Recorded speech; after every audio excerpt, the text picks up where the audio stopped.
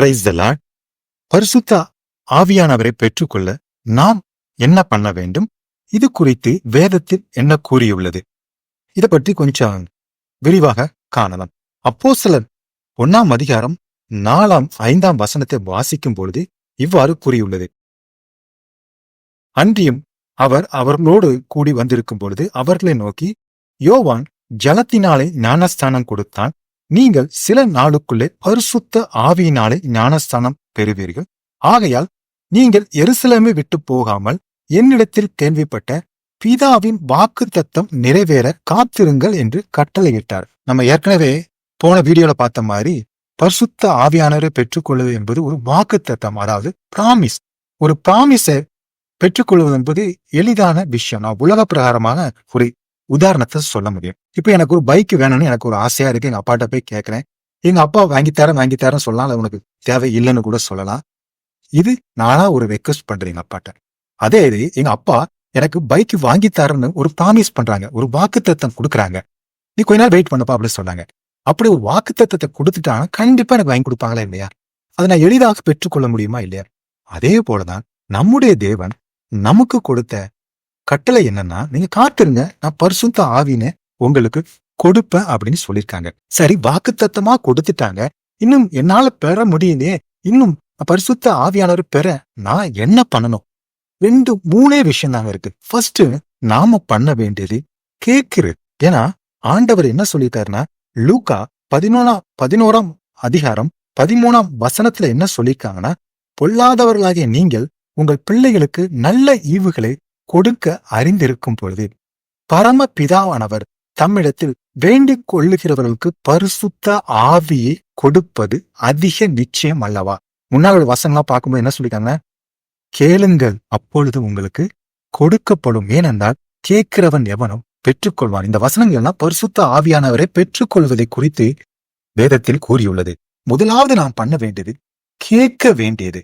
நீங்க உலகப்புறமா பாத்தீங்கன்னாலே நம்மளுக்கு ஒரு தேவை இருந்தா அடுத்த விட்டு போய் கேட்டாதாங்க நம்மளுக்கு கிடைக்கும். கேட்கலாம் எந்த விஷயமும் நடக்காது. அதே போல நம்மளுடைய தேவைகளும் அவர்களுக்கு அறிந்து இருக்காது. எனக்கு ஒரு தேவை இருக்கு, நான் ரொம்ப கஷ்டப்படுறேன், அடுத்த விட்டு போய் கேட்கலாம், யாருமே ஹெல்ப் பண்ண மாட்டாங்க. எனக்கு அதுல அந்த கஷ்டத்தை ரொம்ப கடந்து போகும்போது கடந்து வந்துட்டு அப்புறம் பின்னாடி என் ஃப்ரெண்ட்டை போய் ஷேர் பண்றேன்னு வச்சுங்களேன், ஒரு பண தேவையோ ஏதோ அவன் சொல்ல ஆசைக்கு ரொம்ப ஈஸியா சொல்லலாம், நீ என்கிட்ட ஒரு வார்த்தை கேட்டிருந்தா நான் கொடுத்திருப்பேனா இல்லையா? அதே போல தேவன் நம்மகிட்ட சொல்லுறது, கேளுங்கள் அப்பொழுது உங்களுக்கு கொடுக்கப்படும். நாம எப்படி கேட்கிறோம்? நம்ம கேட்கிறோமா பரிசுத்த ஆவியானவரை கொடுங்கன்னு? நம்ம நிறைய விண்ணப்பங்களை நம்ம ஆண்டவர்கிட்ட எடுத்துருக்கோம். ஆனா அந்த வாக்குத்தத்தமாக கொடுத்த வாக்குறுதியை நம்ம சுதந்திரித்துக் கொள்ள நம்ம எத்தனை நாளுங்க நம்ம விண்ணப்பம் பண்ணிருக்கோம்? சற்று நம்மளை சோதித்து பார்ப்போம். ஏன்னா இந்த பரிசுத்த ஆவியானவரை பெற்றுக்கொள்ளாம நம்ம பரலோகத்தில் சுதந்திரிக்க முடியாது. இதுதான் இயேசு கிறிஸ்து ஏற்கனவே சொல்லிவிட்டார். அப்படி இருக்கும்போது நம்ம எவ்வளவு வாஞ்சியா கேட்கணும் பாருங்க. இரண்டாவது, காத்திருக்கிற அனுபவம் நம்மளுக்கு இருக்கணும். அதே அப்போஸ்தலர் 1 அதிகாரம் 5 வசனத்துல என்ன சொல்லியிருக்காங்க?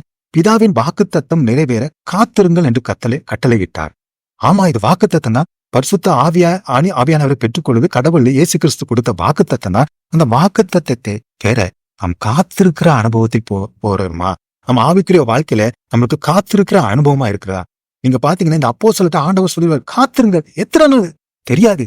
அவன் பாருங்க, எத்தனை நாள் காத்திருக்குன்னே தெரியாம காத்திருந்தாங்க. அவன் வாஞ்சியை பார்த்து 10வது நாளிலே பரிசுத்த ஆவியானவர் அவர்கள் மேல் ஊற்றப்பட்டார். இங்க வேதத்துல பாத்தீங்கன்னா ஆண்டவர் காத்திருந்தால்தான் நம்ம ஆவிக்குரிய அனுபவத்தை பெற்றுக்கொள்ள வேண்டும். மோசே வனாந்தரத்துல ஆண்டவர் அனுப்பும் பொழுது 40 வருஷத்துல திரும்பி வந்துருவான்னு சொல்லி அனுப்பல. இதுதான் ஆண்டவருடைய தனி சிறப்பு. எந்த ஒரு விஷயத்துக்கான நீங்க ஊழியத்திற்கானாலும் சரி, ஒரு ஆசீர்வாதத்துக்கானாலும் நீங்க காத்திரு அப்படின்னு ஆண்டவர் சொல்லும் பொழுது ஏற்ற வேலையில் கடவுளோட திட்டத்தின்படி நாம் பெற்றுக்கொள்வோம். நீங்க மோசையோட வாழ்க்கையில பாத்தீங்கன்னா மலை மேல போய் மோசே 40 நாள் எதுவுமே புஷியாம ஆண்டோட மகிமையை பார்த்து கொண்டு 10 கட்டளை கொண்டு வந்தார். ஆண்டவர் எதுவும் சொல்லுவார், காலையிலே எந்திரிச்சு என்ற வந்துரு அப்படின்னு சொல்லுவாரு. வந்த உடனே மோசேவால உடனே ஆண்டவரை பார்க்க முடியுதா? இல்லங்க. யாத்திராகமம் 24 அதிகாரத்துல 16 வசனத்துல என்ன சொல்லிருக்குன்னா, கர்த்தருடைய மகிமை சீனாய் மலையின் மேல் தங்கி இருந்தது, மேகம் 6 நாள் அதை மூடி இருந்தது.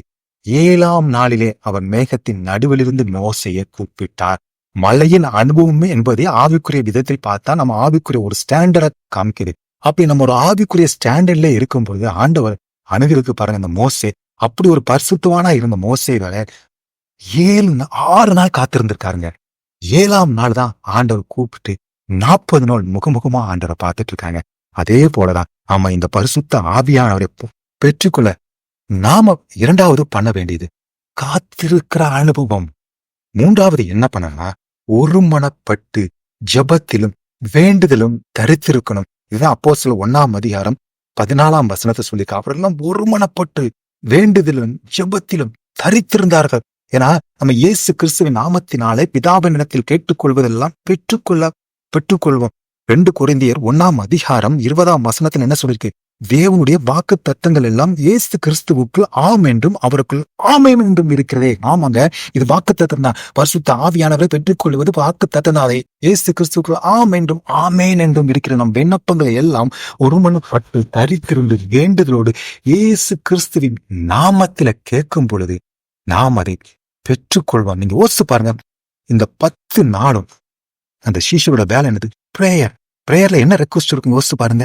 பரிசுத்த ஆவியானவர் கொடுங்க, உங்க வாக்கு தத்தத்தை நிறைவேற்றுங்க. நம்மளுடைய விண்ணப்பம் அப்படி இருக்காங்க. நீங்க யோசிச்சு பாருங்க, நம்ம என்னைக்கு ரட்சிப்பு அடைந்தோமோ, என்னைக்கு நம்ம கிறிஸ்தவர்களா மாறினோமோ, அன்றைய தினத்திலிருந்து இன்னை வரைக்கும் நம்முடைய விண்ணப்பத்துல எவ்வளவு நேரம் எனக்கு பரிசுத்த ஆவியானவரை கொடுங்க நம்ம கேட்டுக்கணும். ஏன்னா இந்த பரிசுத்த ஆவியானவரை பெற்றுக்கொள்ளாமல் பரலோகத்தில் நுழைய முடியாது, நித்திய ஜீவனை பெற்றுக்கொள்ள முடியாது. இவ்வளவு ஒரு முக்கியமான விஷயத்த பிதாவிலிருந்து பெற்றுக்கொள்ள இயேசு கிறிஸ்துவின் மூலம் நாம் விண்ணப்பம் ஏறெடுக்கிறோமோ, எத்தனையோ மணி நேரம் நம்ம வாழ்க்கையில போயிட்டுங்க. யோசிச்சு பாருங்க. ஆனா இந்த அப்போஸ்தலரோட விண்ணப்பம் பாருங்க, அவங்க தூங்குறத தவிர 10 நாள் எத்தனை மணி நேரம்? ஒரு நாளைக்கு 16 மணி நேரம், அல்லது ஒரு நாளைக்கு 10 மணி நேரம் வச்சிருங்க, 100 மணி நேரம் அவங்களுடைய விண்ணப்பம் என்னவா இருந்திருக்கும் பாருங்க. ஒருமித்து எங்களுக்கு பரிசுத்த ஆவியானவரை கொடுங்க. அதே போலதாங்க நம்முடைய விண்ணப்பம் இப்படி இருக்கு. மரியாள் விண்ணப்பம் பண்ண மாதிரி நம்ம தேவனிடத்தில் விண்ணப்பம் பண்றோமோ, அல்லது மார்த்தாள் பண்ணின மாதிரி விண்ணப்பம் பண்றோமா? மார்த்தாள் வேலையெல்லாம் செஞ்சுட்டு விண்ணப்பம் பண்றது ஒரு வேலையா பண்ணாங்க. ஆனா மரியாளோட விண்ணப்பம் பண்றது மட்டும்தான் அவங்க வேலையே தேவனுடைய பாதத்துல ஊற்றினாங்க. அதே போல நாம் தேவனுடைய பாதத்துல ஊற்றும் பொழுது ஆண்டவர் கொடுத்த வாக்கு தத்தத்தை நாம பெற்றுக்கொள்ளும். அப்படி பரிசுத்த ஆவியானவர் பெற்றுக்கொள்ளும்போது நம்ம பரலோக ராஜ்யம், அந்த நித்திய ஜீவனை சுதந்திரிப்பது அதிக நிச்சயம் அல்லவா? இன்னைக்கு நம்ம முடிவு பண்ணுவோம். இதுவரைக்கும் நான் பெற்றுக்கொள்ளல, என் முக்கியத்துவத்தை உணரல. இன்னையிலிருந்து நான் கேட்க ஆரம்பிப்பேன், காத்திருக்க ஆரம்பிப்பேன், ஜெபத்துல கேட்டுக்கிட்டே இருப்பேன். என்ற ஒரே விண்ணப்பம் எதுவா இருக்கும் தெரியுமா? பரிசுத்த ஆவியானவரை பெற்றுக்கொள்வது. ஆமென்.